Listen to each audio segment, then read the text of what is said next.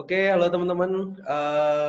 Balik lagi ke channel YouTube-ku. Ini aku sekarang lagi live sama Mas Ali.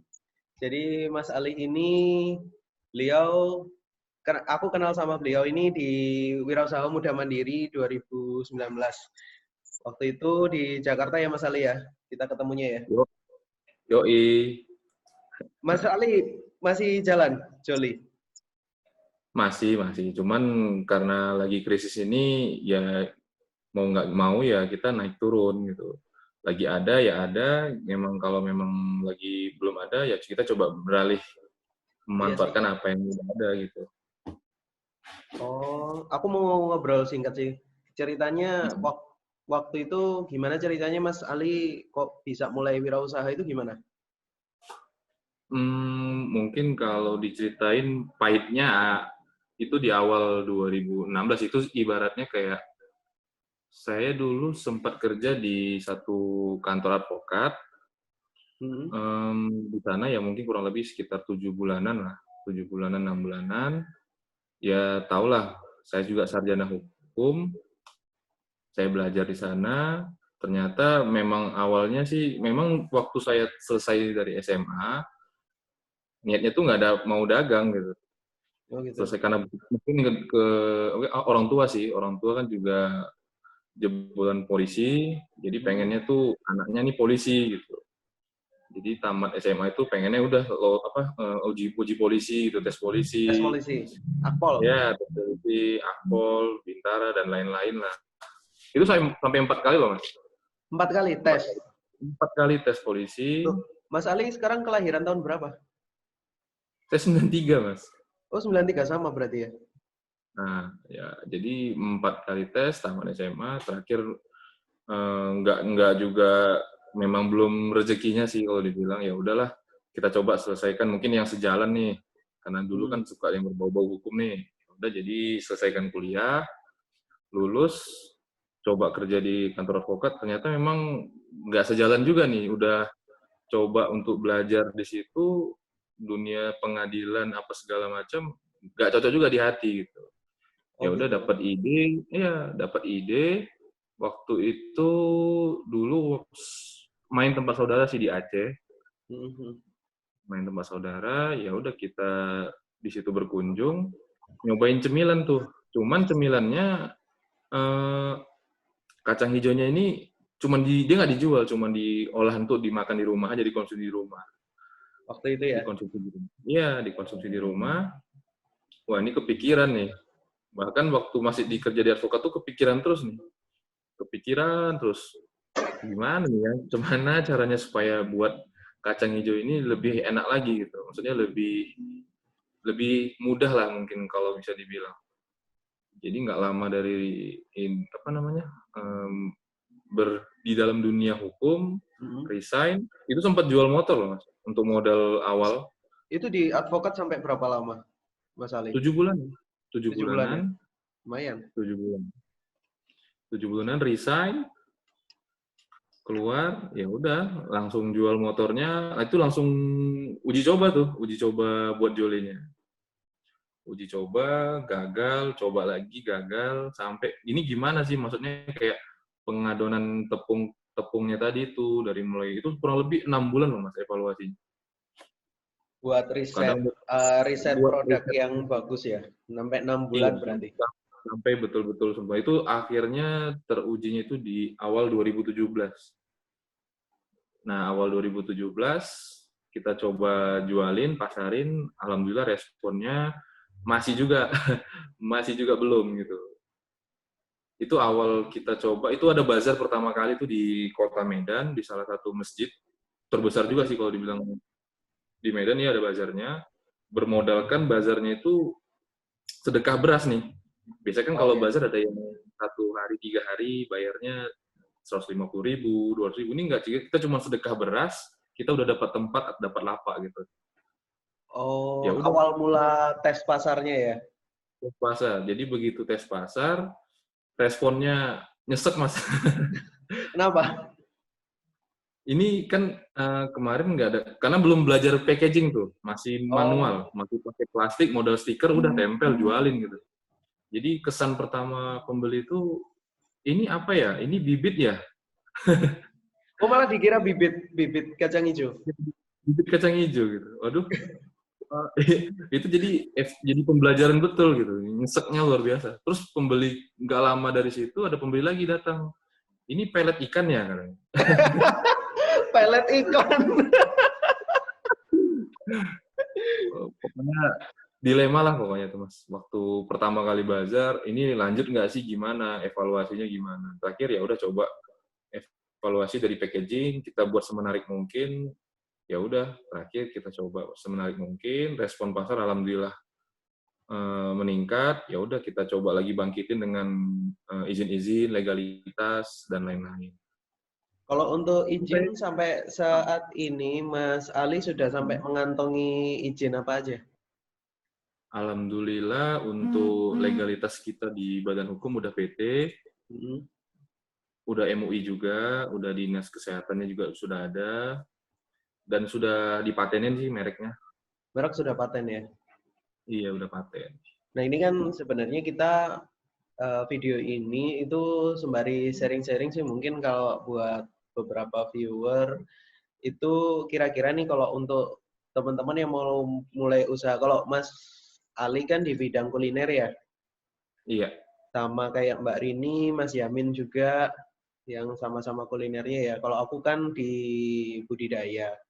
Kalau untuk kuliner itu barrier tuh entry-nya apa, Mas? Gimana ya? Maksudnya kayak ini ya, apa namanya? Ya, apa namanya, kayak semacam kendala ketika orang itu mau masuk mulai di bisnis kuliner itu biasanya apa? Dan apa yang harus Oh, disiapin sama orang-orang itu biasanya? yang paling penting sih mental. Ya sih. Mental yang paling penting. Itu Oh, ya harus itu setuju standar aku. pengusaha tuh. Standar pengusaha mental. Karena nggak semua pengusaha itu begitu mulai itu ya langsung aman-aman aja gitu. Iya sih. Ya semua itu ya kalau bisa dibilang kembali ke usahanya juga sih. Kalau usahanya memang rezekinya bagus ya bagus, tapi juga bukan berarti di awal itu baik, di tengah jalan juga bakal baik gitu. Pasti banyak semua pengusaha banyak tantangan dan resiko sih. Jadi gimana solusinya ya kembali ke mental, siap menghadapi apapun dilema di jalan dan siap menerima ketika jatuh gitu. Kalau jatuh tuh jangan Kalau waktu itu sama Mas Ali, punyanya Mas Ali sendiri nih, kira-kira barriernya apa? Kalau dari punyanya Mas Ali sendiri? mungkin kayak kita sih evaluasi dari mungkin kekompakan tim, dari leadernya juga sih. Kalau leadernya juga ya cuek-cuek aja ya nggak bisa juga, bisa dibilang gitu. Jadi yang penting mental kembali memang di saat dulu sih sempat waktu udah mau drop-dropnya juga orang tua yang udah nyaranin, ya udah coba lagi tes kerja di mana, ya jatuhnya Tes polisi PNS. lagi. Enggak, tes PNS malahan. Tes PNS. Sama loh, aku juga disuruh gitu loh. Nah itu, jadi tantangannya tuh nggak cuman yang ya udah habis jualan kita mau jualan lain lagi, enggak gitu. Ya banyak sih kalau dibilang. Aku juga sama Mas Ali. Jadi waktu itu usahaku yang YouTube sebelum ya, yang YouTube. budidaya itu kan aku sempat bangkrut kan itu. Iya. 28 cabang itu kan disuruh sama orang tua juga baliknya suruh tes PNS lagi. 2 kali Mas tes PNS Mas aku Mas. Yang pertama ikut yang Kementerian Perhubungan kalau nggak salah. Itu Kementerian yang Perhubungan. kemarin upload itu megang Itu HP dinas itu. dinas perhubungan. Nah itu. Bukan kementeriannya tapi dinas perhubungannya. Kalau dinas perhubungannya udah masuk. Aku sudah kerja di situ waktu itu. Jadi Wah. habis bangkrut masuk dinas perhubungan. Kalau yang Kementerian Perhubungan, sorry kok Kementerian Perhubungan, Kementerian PUPR waktu itu ada tes PNS kan. Tapi di saat itu aku juga sambil ngerintis yang budidayaku, jadi aku diberikan kayak sebuah 2 pilihan lah sama yang di atas itu loh, suruh milih antara mana yang PNS atau yang budidaya, dan dua-duanya itu jalan semua waktu itu sampai tesnya sampai tahap terakhir Mas. Wis. Terus nggak tak ikutin. Aku berangkat Emang bilangnya ke gitu. orang tua tes PNS, tapi aku nggak tak masukin. Ya pokoknya orang tua seneng lah. Aku bilang, Merengin bisa mereng nggak? oh Oh bisa iya, bisa gimana? bisa kok. Oke, jadi nunduk. Gini. Ya nggak apa-apa gitu aja. Oh, Berarti Mas Ali udah berapa lama Joli sekarang ini? 3 tahun sih.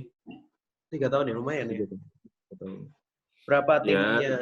Timnya Mas Ali ada berapa sekarang? sebelum corona 8. Sesudah corona 2. Anjir. Iya sih. Wah, sumpah kerasa banget tuh Mas corona ini. Waduh, kawan aku bangkrut, Mas. Iya, Banyak yang dilema. Semua sharing juga. Cuman ya gimana? Ya inilah ibaratnya masa kita ini ya jadi pembelajaran besar-besaran kan. Nggak cuma satu pengusaha aja, tapi seluruh Indonesia, seluruh dunia bahkan. Jadi iya sih. kalau ada kejadian kayak gini lagi, jadi udah ada persiapan gitu. Iya, dan apa ya, antara masyarakat sama pemerintahnya nggak match ini.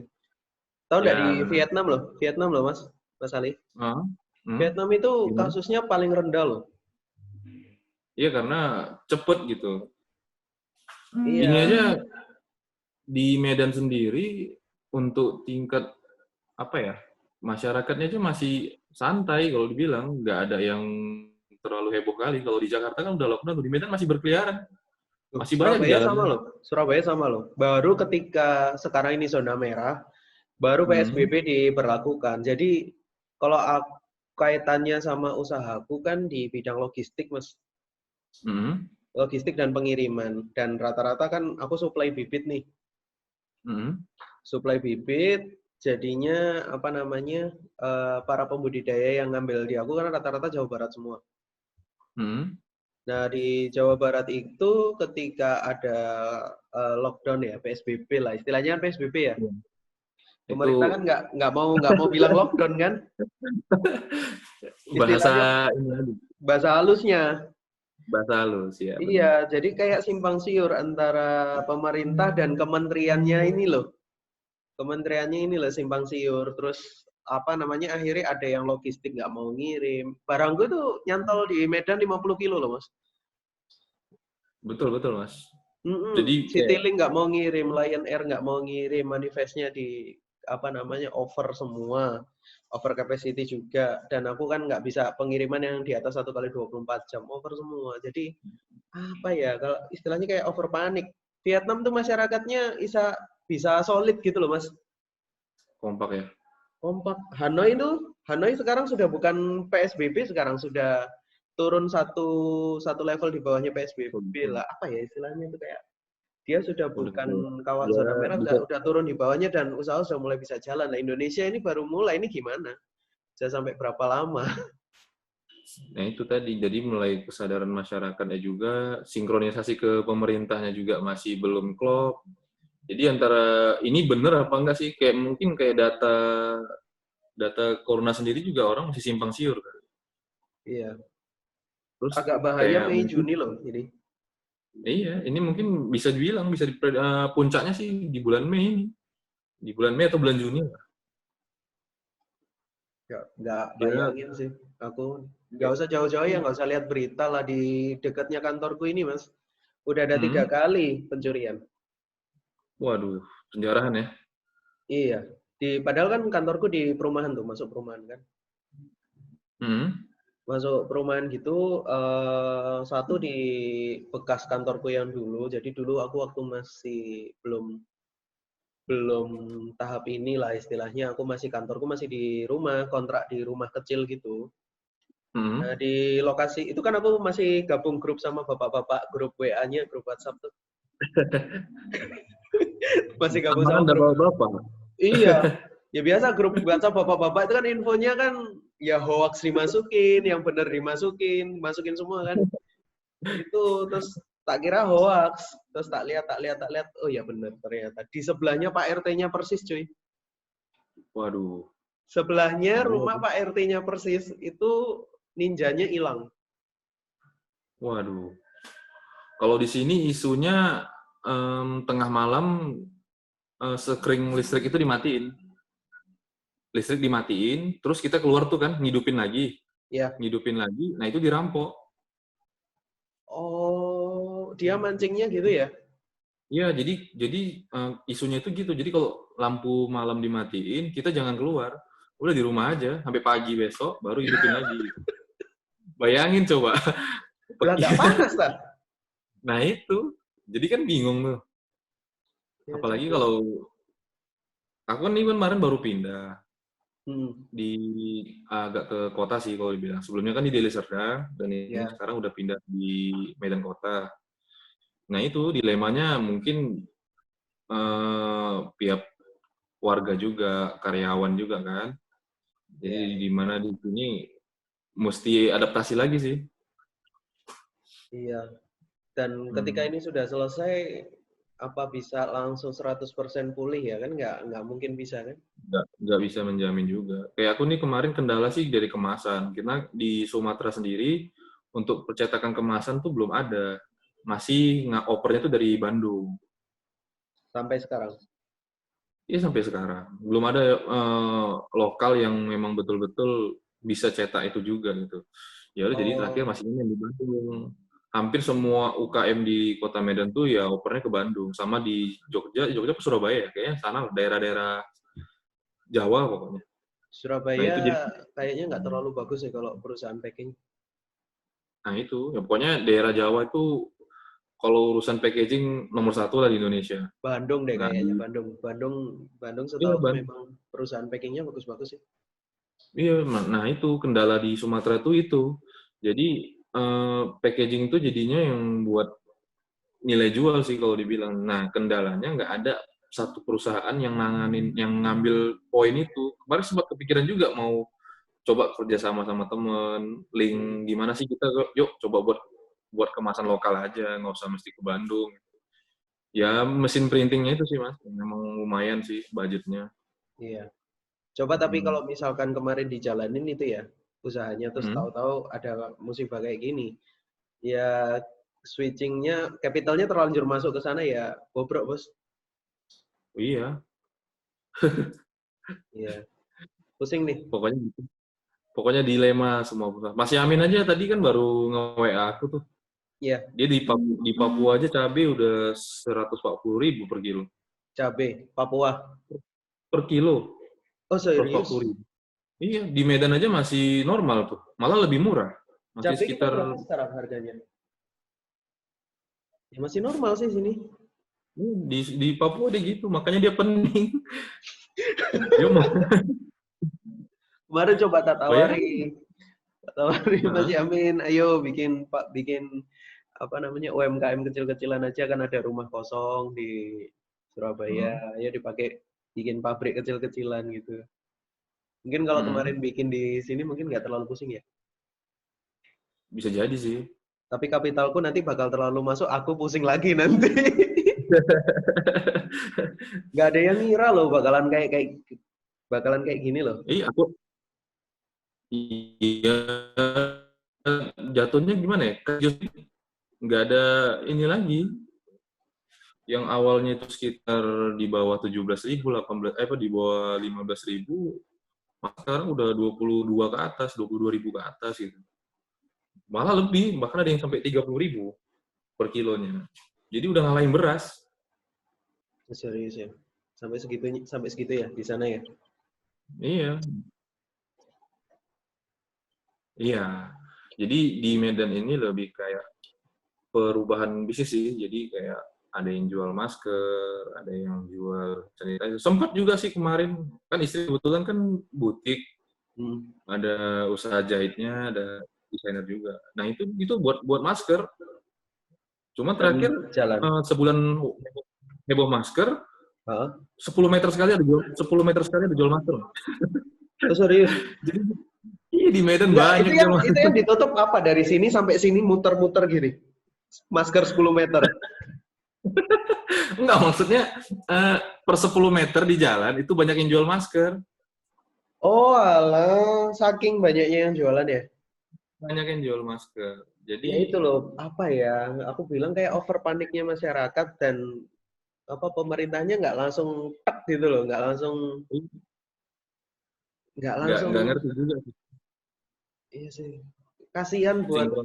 kita yang punya usaha gini sih sebenarnya kan apa ya? Mm-mm. Kayak sektor kayak kita UMKM UMKM lah aku bilang UMKM ya. Meskipun Iya. Mas Ali aku tahu sendiri Mas Ali punya PT. Istilahnya kita ini kan yang menyerap hampir 80% tenaga kerja tuh. Mm-mm. Nah ini kalau Iya. misalkan kita nggak bisa gerak juga kita cut karyawan akhirnya nanti cari uangnya gimana? Nah, betul. Malah Sebenarnya kemarin kan, aku ya terus gimana gimana? Sebenarnya aku melihat kalau bakalan akan ada perusahaan-perusahaan yang jatuh dan ada perusahaan-perusahaan yang malah tambah jadi loh ini. Jadi nge-gap gitu loh Mas. Ya, contohnya kan kayak Zoom ini. Oh iya sih. Iya ya. Jadi Iya juga sih. kemarin yang Zoom-nya ini malah jadi miliarder deh. Iya banyak yang pakai. Nah iya, karena memang dibutuhkan. Nggak Iya. kebayang kita tuh pasca dari PSBB ini gimana ya kalau dibilang tuh dilemanya tuh kan masih ada nih. Yang trauma lah, mungkin setiap kita ngirim paket, paketnya disemprotin lagi. Iya. Jadi, Makanya itu ah, nggak bisa langsung gerak bagus nih iya benar, perekonomian. benar. Udah siap-siap Apa? spare money. Nah, benar. Udah mungkin udah bisa dibilang putar otak sih. Jadi kayak yang kayak aku sendiri sih, aku jual sekarang mainnya coba yuk main kurma nih karena kebetulan momennya bulan puasa kan. Heeh, heeh. Udah gitu kurma juga ya nambah vitalitas tubuh juga. Ya. Coba aja lah main kurma. Nah, ini main kurma juga. Di sana jalan tapi kurma. Alhamdulillah jalan. Ya sambil ini juga sih Mas, nambah-nambah pemasukan juga kan. Karena Ya. kalau berharap berharap dari satu sisi aja juga nggak bisa dipungkiri juga gitu. Iya, memang dampaknya luas sih Mas. Kalau aku ada tiga sektor kan. Satu yang budidaya itu, dua Hmm. yang kuliner, terus tiga soal ketenaga kerjaan. Yang habis ini yang ibaratnya yang paling kena dampak ini yang budidaya sih aku. Itu yang kuliner aku Hmm. turun, kalau bulan kemarin turun 20%. Bulan ini tak prediksi sok turun 30-40% kuliner. Ketenaga kerjaan turun 12% omset. Jadi ya tidak bisa diinikan juga. Makanya mungkin ketika nanti video ini publish ya mungkin kita bisa kasih apa ya insight lah buat teman-teman yang mungkin nonton.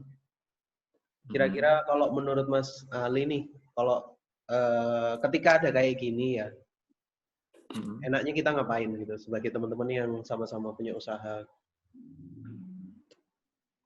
Ya kembali ke poin dari usahanya juga sih. Jadi kayak yuk kita nih apa sih yang bisa kita buat untuk saat ini gitu. Dari mungkin teman-teman jaringan, apalagi kita kan dari lulusan Wirausaha Muda Mandiri 2019 kemarin kan dari Sabang sampai Merauke nih. Ya, Otomatis dilemanya itu kan beda-beda nih. Ada yang mungkin terhambat inilah, ada yang satu sisi di mana usahanya itu yang dia cuman adanya di daerah tertentu gitu. Jadi bahan-bahan bakunya itu daerah tertentu. Jadi terhambat gitu. Gimana gimana solusinya untuk pemecahan masalah semua UKM ini se-Indonesia nih. Gitu. Ya tetap semangat, jangan putus asa. Ya ini bisa dibilang apa ya kalau istilahnya tuh try out ya. Jadi ya. kayak ujian sih, ujian dadakan ya. Ujian dadakan yang betul-betul dampaknya ini luar biasa sih kalau dibilang. Bener nggak Uh, sih Mas kalau misalkan aku ngelihat kalau kondisi ini tuh adalah saat yang tepat buat kita ngerestrukturisasi lagi, eh, evaluasi. evaluasi lagi usahanya kita apa yang memang akan dirampingkan lagi gitu loh. Iya benar. Jadi mungkin ada yang kayak Mas bilang tadi. Jadi mungkin Mhm. kayak kita uh, spare money juga. Jadi nggak mungkin kita muluk-muluk profit, keuntungan, memperbesar juga. Jadi harus betul-betul ada spare money untuk musibah yang nggak terduga ini. Dan juga informasi dari pemerintah itu juga kita juga butuhkan. Jangan lambat lah kalau dibilang. Kalau ini semuanya sinkron dari atas sampai ke bawah, nggak bakal terjadi kayak gini sih, Mas. Iya sih, tapi kita juga nggak bisa nyalahin juga ya, masyarakatnya juga gitu sih. Iya sih, makanya ya gimana ya? Karena satu sisi mungkin kayak aku kan mungkin butuhnya ya konsumen mungkin secara nggak langsung bisa datang ke tempat atau mungkin beli online gitu. Sedangkan kalau untuk online sendiri udah mulai dibatasi nih. Kita nggak tahu ke depannya bakal seperti apa gitu. Apa nggak mungkin juga kita yang nganter sendiri gitu kan. Satu sisi itu ngorbanin nyawa juga.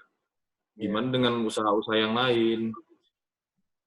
Kayak Kan tukang apa ya? parkir juga. Apalagi Bahkan yang lain, masyarakat itu ngelihatnya kadang cuman di puncak, kayak ibaratnya kayak tip the iceberg gitu loh. Puncaknya iya, gunung es yang mungkin orang-orang lihat, waduh kasihan ojol, kasihan iya, ini. Padahal di bawahnya itu banyak banget logistik gak jalan, yang usahanya di bidang apa, bidang apa, bidang apa. pening Mas. Kena Banyak ya luar biasa semua. pokoknya di hampir semua sektor sih.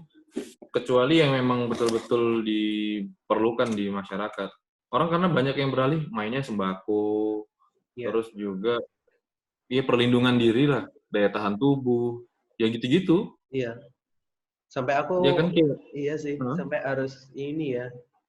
Kayak barusan sih, barusan aja ini tadi yang sebelum kita live itu kan ada Hmm, salah satu temen minta sembako, eh, jumlahnya lumayan tontonan gitu, apa ya harus beralih juga dari sini, sempat sempat berpikiran seperti itu karena kayak hmm, lihat live IG-nya para wirausaha yang sudah levelnya di atasnya kita, beberapa juga nyaranin ya kalau wis ibaratnya di posisi seperti ini apapun sikat lah, yang penting karyawan bisa jalan, karyawan bisa makan. Kamu punya bisnis betul. apa, di switch aja dulu kayak Mas Ali yang tadinya jual kuliner switch ke kurma, sikat aja, ambil Hmm, momen kan, rencana kan. iya, betul betul Mas. Jadi yang betul-betul putar otak sih, putar otak, manfaatin apa yang mungkin bisa kita manfaatin, karena kita nggak tahu nih ke depannya seperti apa. Ya mudah-mudahan lebih cepat berlalu lah, jangan sampai Iya, terlalu panjang nih. Apalagi ini kayaknya bertahap gitu, dari mulai Jakarta, udah mulai semua provinsi udah mulai PSBB, iya. Jakarta ah, diperpanjang loh. iya sampai bulan depan kan. Bahkan bandara kan udah tutup sampai tanggal 1 Juni. Iya. Dan itu Nah memungkinkan itu, untuk diperpanjang. nah itu. Jadi ya ekspor-ekspor kita yang di atas juga udah apa ya kalau dibilang, udah menelaah sih, Iya, udah ibaratnya menerawang bahwasannya ini panjang gitu. iya sih. Aku aja Jadi nggak barangku bisa, kecantol 2,3 ton Mas, bingung Mas. waduh, ini gimana? Ngeri, ngeri. Ngestok setahun loh mas, Apa? ngestok setahun, makan sendiri. Badan tahu-tahu berubah dan Ya mudah-mudahan lah. Kita kan juga nggak bisa bilang apa ya istilahnya untuk bertahan egois lah sih bilangnya. Kalau kita mau ya, kalau mau egois sih bisa aja, cuman kan kasihan kalau kita udah berkeluarga mau makan apa gitu kan nggak mungkin makannya berharap dari situ juga. Lagian pun juga daya jualnya juga nggak signifikan kan. di mana? Di sana? Iya, maksudnya kayak apa sih usaha kita yang mungkin jadinya bumerang sih, apa ya, istilahnya tuh kayak usaha yang udah kita jalani selama ini tuh betul-betul di masa yang penjualannya itu drop gitu. Ya, iya sih. Jadi mau nggak mau ya istilahnya apa ya, kayak kita tuh jadinya di luar inilah, di luar pikiran sih, di luar udah, waduh, udah blind lah kalau istilahnya tuh. Nah, udah buta nggak tahu mau ngapain lagi gitu. Kalau udah yang mungkin yang kita alami nggak seberapa gitu. Mungkin ada juga yang mungkin lebih parah lagi. Iya Makanya sih. ya mau nggak mau kita juga harus survive. Apa yang bisa kita manfaatin di sekitar kita juga. siapa nih yang kawan-kawan kita jaringan. Kemarin juga sempet sih ada temen nawarin main gula, Hmm, terus juga kayak apa ya istilahnya tuh main beras beras. juga. Karena memang itu lagi peminatnya lagi tinggi kan. Iya, orang-orang panik buying kan. Itu petani gimana ya? Apa masih tetap diperbolehkan produksi terus? Nah, kemarin kan Pak Jokowi sama Menteri ini, siapa itu? Erick Thohir. Kan Hmm? mau Pak Menteri Erick Thohir kan katanya mau ini juga sih, apa? Menyapu bersih para pemain-pemain ini, Oh, mafia-mafianya ya? mafia-mafianya, heeh. Kenapa kok dari yang ada dari petani yang harusnya panen kok kenapa turun? Ini beritanya kan lagi gencar juga ini sekarang. Tapi kayak Hmm. ditutupi sama media sih, nggak tahu lagi ya. Aku kok denger di beberapa minggu terakhir ini Pak Jokowi sama Pak Luhut juga. Pak Jokowi sama Pak Erick Thohir ini Heeh. lagi nyapu bersih para ini Iya, sih. betul. Ntar tahu-tahu boom gitu aja beritanya nanti ketika sudah ketahuan siapa. Iya, betul sih, Mas. Jadi nggak bisa kita bilang ini juga sih. Oh, pokoknya betul-betul persiapan lah buat para UKM semua se-Indonesia, Hmm, buat teman-teman juga yang lain kan. Mungkin kayak ya, Mbak Ayu kan Rasa Nusantara tuh kan, ya. dia kan juga lagi pusing juga tuh bahan baku. Karena permintaan melonjak, akhir bahan baku pusing juga. Oh iya ya. Padahal Hmm. kalau mau ambil momen bisa ya Mbak Mbak Ayu jamu ya. Iya, dia kemarin jamunya tuh bisa naik jadi berapa persen ya? Hmm. 300% bahkan. Iya, tapi Luar ketika biasa. permintaannya kayak gini dan stoknya turun, udah gimana dia? Kelar. Iya. Itu sih mau Ya, nggak mau gimana? kita yang harus ini sih ya, harus berpikir keras ya sebagai owner. Iya, benar-benar. Ini aja kemarin kan yang kita kan mau dikumpulin lagi tuh dari WMM, jadi yang Hmm, ada pembinaan 6 bulan. Jadi ya, kemarin Mas Adit sharing sama aku juga kan. ya. Jadi dia bilang ya ditunda karena kemarin rencananya tuh bulan 3 sih, bulan 3. Nah, itu kita selama 6 bulan sampai Oktober. Nah, nanti Oktober kita di wisuda. Oh gitu. Jadi setelah di wisuda ya udah. Nah, ini gagal semua buyar. Iya, ya nggak bisa ini sih. Gimana lagi Iya, kondisi kayak gini kan? Kita juga nggak betul. Jadi eh, mau daripada dievaluasi kita dari mana kalau misalkan kondisi pandemik. Aku yakin lah semuanya pasti drop semua sih. betul. Hmm. Bahkan ada BUMN juga kan yang drop. Yang mana? BUMN juga banyak yang drop.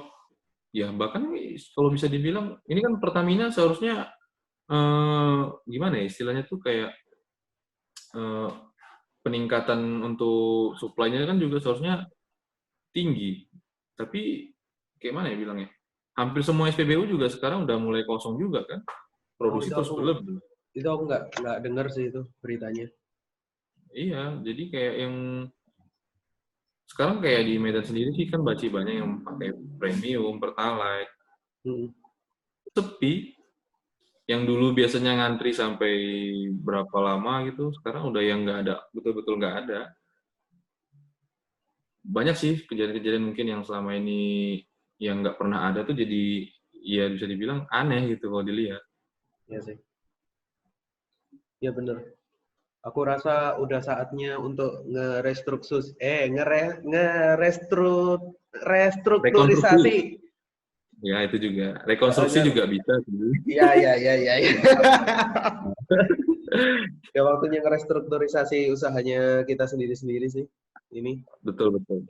kondisi pandemik itu waktu yang memang pas sih, tapi memang kita harus juga lihat soal apa namanya stok, aset mati, utang Hmm. investor ataupun dari itu ditimbang-timbang semua, terus kemudian Betul, kita betul. harus ambil langkahnya ini kayak gimana. Sebenarnya sih aku pengen pengen bikin video ya soal usaha itu sih Mas, cuman ya balik lagi kita lagi corona kan, mau nggak mau ya bahas soal corona juga sih Mas Ali. Iya, karena memang momentumnya ya itu gitu.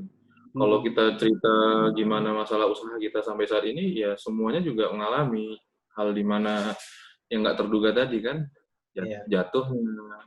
Kalau diingat kita gimana dulu bangkitnya, sekarang kan ibaratnya jatuh lagi nih. Iya. Dan barengan Nah, kan jatuh serentak lagi. semua kan? Serentak semuanya, jadi nggak bisa kita bilang si Anu gitu. Ya, yang penting semuanya tetap optimis aja lah, survive. Kan nih, baju saya nih, survival.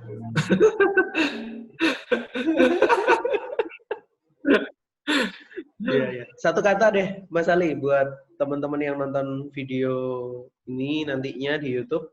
Kira-kira apa satu pesan buat Mas Ali, buat teman-teman yang mungkin punya usaha dan mengalami kendala yang sama kayak yang kita alami saat corona ini? Satu kata nih, Uh, ya satu kata, satu kalimat atau apalah, pokoknya ini kita aja udah nih, survival. survival ya. Kita harus survive ya. Ya, semuanya harus keep survive. Ya. Kita melihat Karena di sini, anak-anak buah kita juga ya. Nanti mereka makan iya, apa kalau kita nggak survive? betul. Bahkan bukan hanya orang lain, untuk keluarga sendiri juga semuanya lagi berjuang untuk bertahan gitu kan. Ya. Ada juga nih cerita kayak eh, seorang karyawan yang gajinya tuh sekitar 80 juta. Dia dipulangkan, maksudnya kerja di rumah nih, WFA kan, atau nggak di istilahnya tuh dirumahkan. Ya selama 2 bulan dia bingung. Terakhir satu keluarga nggak makan nih, karena kebutuhan tadi dia nggak, istilahnya tuh nggak yang kayak yang tadi kita bahas tadi sih Mas. Jadi kayak spare money-nya tuh nggak ada, ibaratnya kayak tabungan Iya. tuh juga dia nggak persiapin gitu. Ya, yang bahaya kan yang standar ekonominya menengah begitu nggak ada income dia jadi ke bawah Iya, langsung otomatis jadi kategori kategori tidak mampu kan? iya. Jadi yang dilihat sama pemerintah, bahkan sama ibaratnya tim pembantu, bantuan-bantuan itu malah yang rakyat ke bawah gitu. Iya, iya sih. Dapat cerita juga sih dari temen sih Mas. Jadi yang kayak mungkin tim bantuan sosial gitu. Jadi dia ngelihat sendiri langsung, bahkan ke tempat yang penerimanya Hmm. itu di rumahnya sampai ada 3 karung beras Mas. Nah ini yang Serius. tetangga kita sendiri yang sebelah rumah itu yang kita lihat punya banyak, rumahnya besar gitu, mobilnya ada, itu beras pun nggak ada gitu. Jadi kita nggak tahu harus gimana gitu, lihat sekitar kita juga gitu. Jadi Ya, jangan sampai bantuan itu salah sasaran gitu. ya, Kalau bisa ini harus dirasakan sama semuanya gitu. ya. Jadi itu ya pesan Hmm. Mas Ali ya buat teman-teman yang punya usaha yang lagi nonton juga video ini, kita harus survive karena di baliknya kita itu nggak cuman kebutuhan buat kita sendiri, karyawan-karyawan kita sendiri juga harus kita pikirkan gimana caranya mereka tetap bisa survive juga bareng juga gitu. Oke Mas Ali, thank you atas waktunya. Nanti berikutnya nanti kalau misalkan ada apa-apa aku WA ya. Terus kalau misalkan teman-teman mau tahu soal usahanya Mas Ali, nanti tak tulis di kolom description di bawah video nanti di YouTube ya. Oke. Oke, thank you semua. Mas, Terima aku kasih. pengen makan lobsternya. Oh iya, boleh-boleh kapan ke Surabaya ntar kabar-kabar ya. Siang. Nggak ada paket keluar kota gitu. Gak ada.